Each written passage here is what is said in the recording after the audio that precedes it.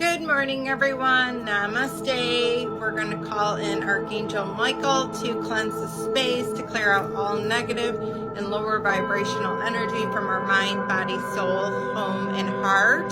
Because we're going to be reading more out of my invention. It's autobiography of Nikola Tesla. I hate that ring light shows in there, but it does. So I'm going to finish the very end part that I finished off at. That I would have substantial value to my bequest to the world, but not until I had attained manhood did I realize that I was an inventor. This was due to a number of causes. In the first place, I had a brother who was gifted an extraordinary degree, so he didn't feel as purposeful because his brother was so extraordinary. One of those rare phenomenons of mentally which biological investigation had failed to explain. His premature death left my parents disconsolate. We owned a horse who had been presented to us by a dear friend, and it was a magnificent animal, Arabian breed, possessed of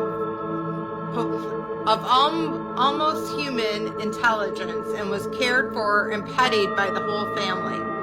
Having on one-on-one occasions saved my father's life under remarkable circumstances, my father had been called one winter night to perform an urgent duty, and while crossing to the mountains infested by wolves, the horse became frightened and ran away, and throwing him violently to the ground. It arrived home bleeding and exhausted, but after the alarm was sounded, immediately dashed off again.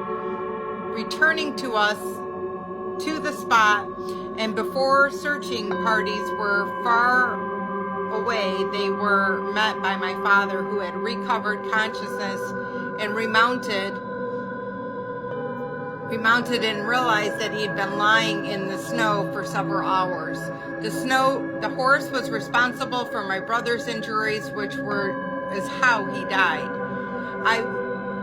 I witnessed this tragic scene, and although 56 years had elapsed since my visual impression of it had lost none of its force, the recollection of this attainment made it every effort of mine seem dull in comparison.